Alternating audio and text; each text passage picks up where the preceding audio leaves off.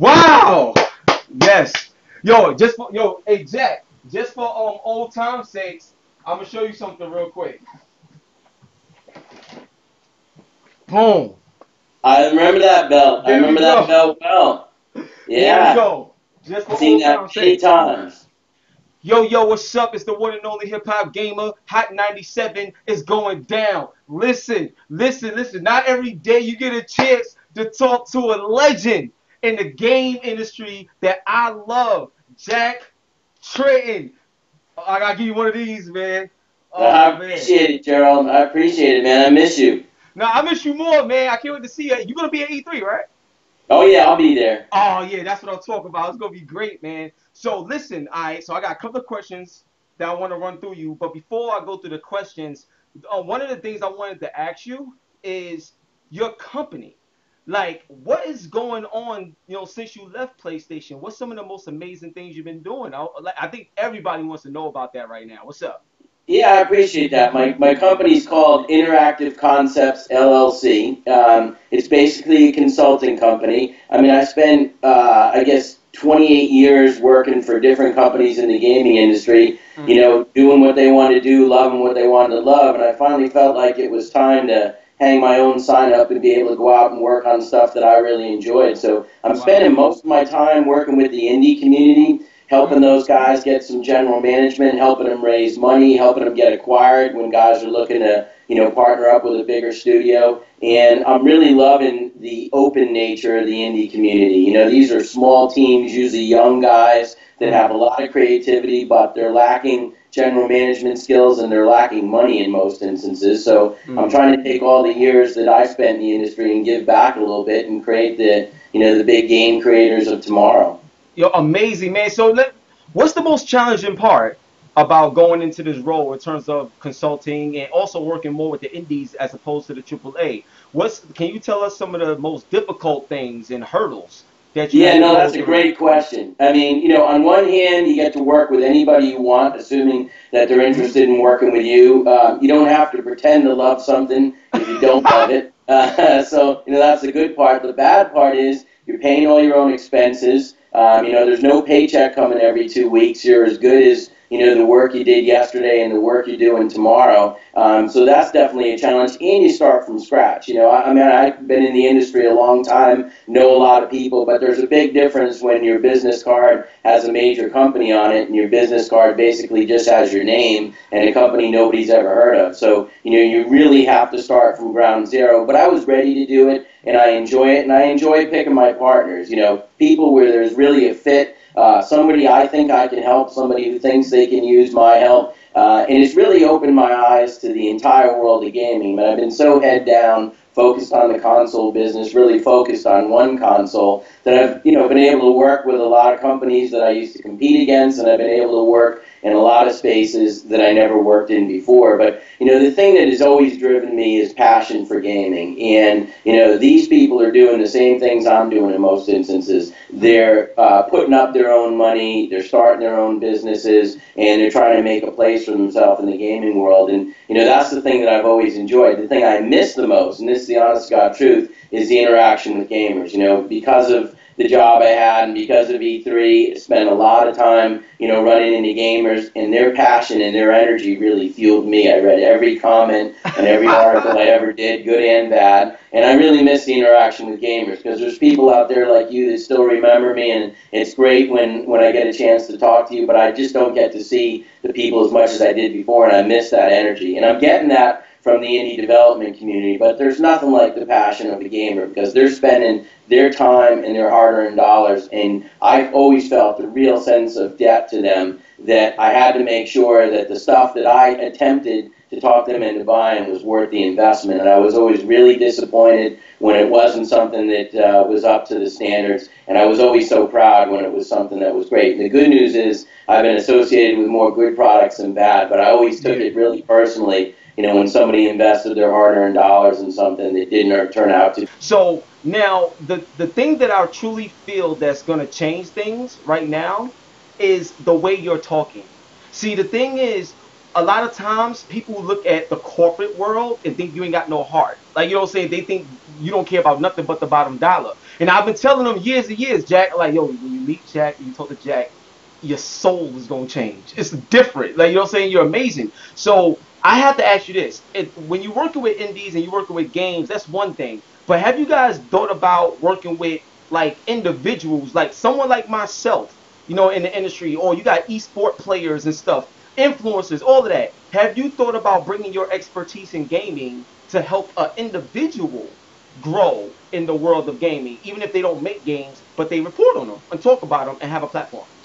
Yeah, I'm willing to talk to anybody that's passionate about gaming. I mean, the reality of the situation is if you work hard for a company, you understand who's paying your paycheck, you give them 100%. But at the end of the day, I always considered relationships with companies to be mercenary. They're keeping you on board as long as they need you, and you're staying loyal to them because you're collecting a paycheck. What I'm doing now is just out of passion, and I always believe the gamers paid my paycheck, and you have to stay true to them. So I'm willing to help anybody that's got a passion for it. That said, you've got millions, if not billions, of people gaming around the world. But when we talk about these indie teams, we're talking ones and twos in most instances. And like I said, anybody that's passionate about gaming, anybody that wants advice, anybody that wants help, within the fact that I'm one guy and there's 24 hours in a day, I'm willing to help anybody I can.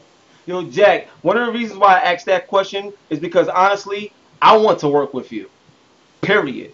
I'm dead ass. I got so much stuff going on right now, from Hot 97 to BET Television, other companies that I already partner with and doing some amazing things.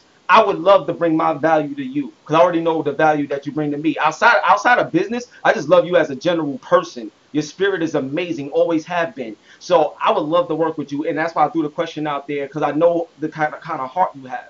So Well, yeah, we should talk about that because I tell you, I've always admired entrepreneurs. I mean, I'm an entrepreneur. I feel like I act like an entrepreneur, but I was always, working for a company, like I said, getting that regular paycheck and had all the company resources behind me. You're truly an entrepreneur when you're out there on your own and you're making it on your own. And I have nothing but admiration for people who do that. I mean, like I said, I'm doing it now. I've been doing it for 3 years. I like to believe I act entrepreneurially, but it's the people that go out there and hang their reputation on the line and hang their own dollars and cents on the line that really inspire me. So I could learn as much from you as you could learn from me, believe me. let's do it. Now I got a tough question for you, Jack. This is gonna be tough. If you had one choice, right, and a company came to you and said, "All right, Jack, we can only get one of these two people to do this next game or whatever." You got the choice between Hideo Kojima or Miyamoto. Who do you choose and why? You don't know what game it is. You don't know what's happening, whatever. All you know is you can only choose one of these individuals for your next project. Who do you choose and why?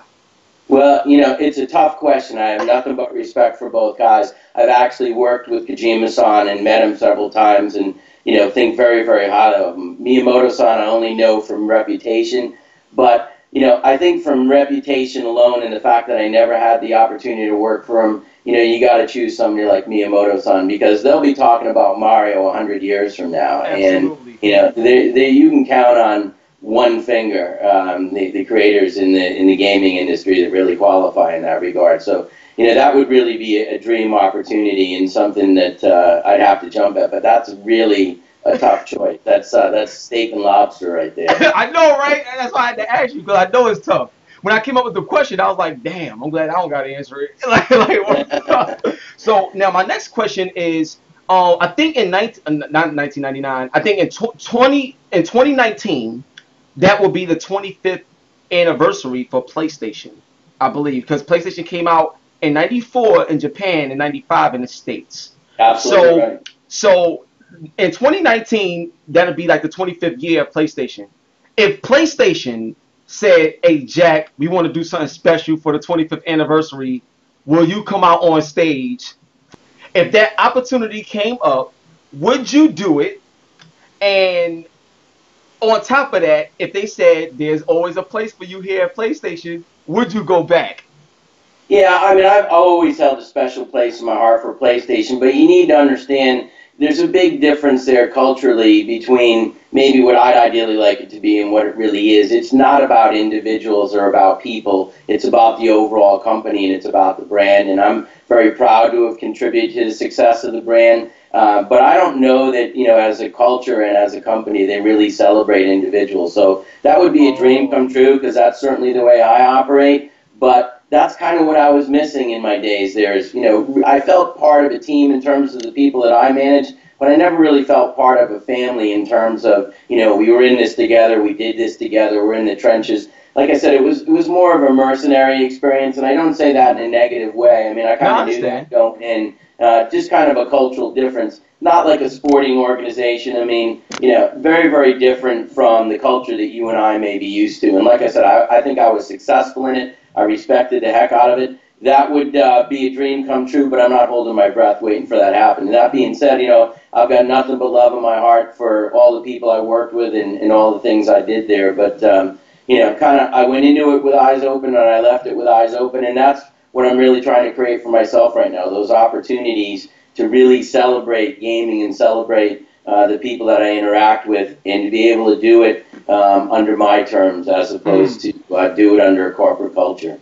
Absolutely, man. Now, do you listen to hip hop at all? I mean, I'm obviously HipHopGamer, but I gotta ask you, do you listen to hip hop at all? If so, who's some of your favorite artists that you listen to from time to time? Well, I'm kind of old school. I am more of and it's funny to say it's old school now. They'd probably be pissed if they heard it, but I was always a big Ludacris fan. I seen Ludacris. Yo, wait, hold, Jack. I was on the red carpet for the Fate and the Furious with The Rock and Ludacris and Tyrese and all of them. I just spoke to Michelle Rodriguez the other day. So, yeah, I just seen Ludacris. What, you love Ludacris? Oh, that's crazy. And I'll tell you something again that he wouldn't appreciate, but I had a chance to meet him in his trailer, and he's pouring Chardonnay and sushi, and he's introduced himself as Chris, and then I had the pleasure to introduce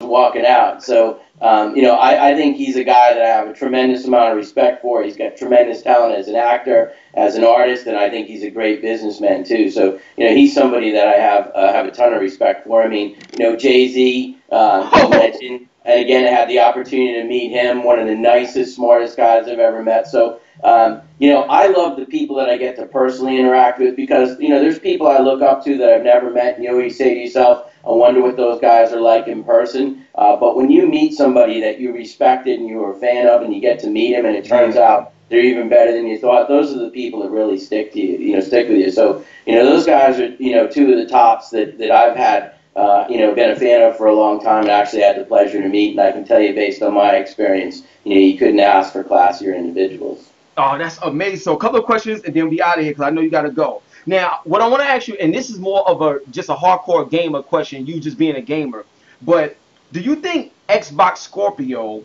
is like what they're doing right now? Do you think it's enough to catch up with what PlayStation is doing this generation? And what I mean by that is everybody, is talking about the PlayStation exclusives. Like we just got off Horizon Zero Dawn, which is amazing. You got Persona 5 and Nier Automata and, God of War, which is, how I feel about God of War. So all these other things. And with Xbox, in their corner, Scalebound got canceled. We still haven't seen what's up with Cuphead. The couple of games that they did announce didn't really hit the mark. And then Halo and Gears done, passed.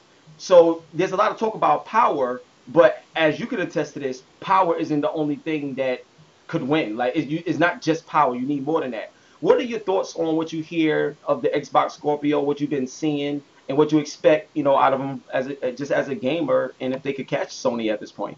Yeah, it's a great question. I mean, I always had a lot of respect for the companies I competed with, and I was chairman of the Entertainment Software Association, so you work together with those guys to try to promote the industry in general. But there's no question that those guys are taking money out of your pocket and they're taking food off the table, so I didn't spend a whole lot of time, saying Spencer's a real class act, and he's got a development background. He's a gamer. He's very passionate about gaming. He's very passionate about development. And I think Microsoft is a tremendous corporation and has great resources. That said, I think it's very, very difficult to catch somebody when they jump out to an early lead and they're doing everything right. and we did that with PlayStation 4. So, I lived through that with PlayStation 3 and Xbox 360, ultimately pulled to a dead heat with those guys worldwide, but they really dominated in the United States, and it was tough to catch them. They always seem to be a step ahead. I think, unfortunately, for Microsoft, it's a similar situation now that, they're going to have individual success, and the Xbox One is going to be a great platform. I don't know that they ever catch up to PS4 in this generation, but I do have a tremendous respect for them, and I do think the technology in Scorpio is great. And I think in terms of first-party studios, especially as a Western gamer, as a U.S. gamer, those guys have some great franchises out there. So, do I think they're going to catch Sony? Probably not this generation. Do I think they're going to be a force to be reckoned with? They're going to do great things for gamers in this generation and moving forward? Absolutely. I mean, those guys, deep down, they're really good guys, and believe me, they care about gamers as much as I do for the most part, and that comes through. But they are a big corporation, and sometimes big corporations have a lot of different people pulling at them. But I'm rooting for them. Like I said, now I'm a fan of gaming in general, not just a fan of one platform or one company. So I get to really say what I think for the first time in a while. I love it. Now, this is the last question, Jack, and this question right here, and I'm gonna answer this with you. My inspiration that got me into gaming, obviously, you know my grandmother. She's the one who got me into gaming. Rest in peace, my grandma. I gotta ask you, man, because I don't think I ever asked you this. But what was your inspiration? What happened? But what was that moment in Jack Tretton's life where he was like, that's it, I'm a gamer? Like, what was that moment, man? Yeah, no, that's a great question. I never got asked that before. I grew up playing in the arcades, but I think I was in college when the Atari 2600 came out, or I was about to go into college. I had a little brother 12 years younger that was a big Atari fan, and that was kind of our bonding thing because we were 12 years, difference in age. And so I played, games with him a lot and really got sucked into the interactive nature of it, and the fact that you don't have to keep pumping quarters in, and there's a lot more depth, than a 3-minute experience in an arcade experience. So that turned me into a gamer. And then really I realized, like I think all of us, you just don't want a job and something that's going to pay your bills. You want something you're passionate about. So for me, that was probably sports initially, and I looked into careers in sports because unfortunately, as much as I consider myself a decent athlete, clearly not at the level that anybody was ever going to pay me to do it. And then I think when you find out you get the business side of sports, you better have a passion for it because it doesn't really pay good money unless you're at the top of the heap. And that's when the opportunity to get into gaming came along. I said, you know what? I'm a gamer. I enjoy gaming. This is an opportunity to make money. The industry's pretty small at this time. The Nintendo Entertainment System had just come out. The Atari 2600 was dead and buried. And I was, really fortunate to catch a wave that grew much bigger than I ever would have thought of. So I didn't know that it was going to be a career for me for 30 years. But I thought it was a great opportunity. I was, 24, 25 years old at the time, and, here I sit 30 years later feeling really good about it. But I think if you're not passionate about what you do and you don't believe in the product, it makes it really tough. And that was the big deciding factor for me anytime I changed jobs or shifted in my career. If my heart wasn't 100% into it, if I wasn't looking forward to getting out of bed and going into the office the next day, then I really realized, it was time for a change. And I'm probably working harder than I ever have, but I'm having more fun than I ever have, and I'm glad to still have a relationship with people like you. Yo, I love you, Jack. Period. I love you. I can't wait to see you at E3. And listen, like, once I cut the camera off, I'm gonna give you my number, man. Like my cell number. Jack, I'm so serious. Let's do something. I got things going on. I'm so serious, man. It would be an honor and a dream come true to say that I got an opportunity to work with Jack Tretton. So well, let's talk about it, Gerald. Let's do it. So look, man, you got any shout outs to the fans? Anything you want to say? Shout out to all the gamers out there. I love you guys. I miss you, and I hope to see you. And if you see me somewhere, please come up and say hello. All right, that's it. One love and God bless your boy HipHopGamer on your hot 9-7 every day. That's my word. And we out of here. Peace.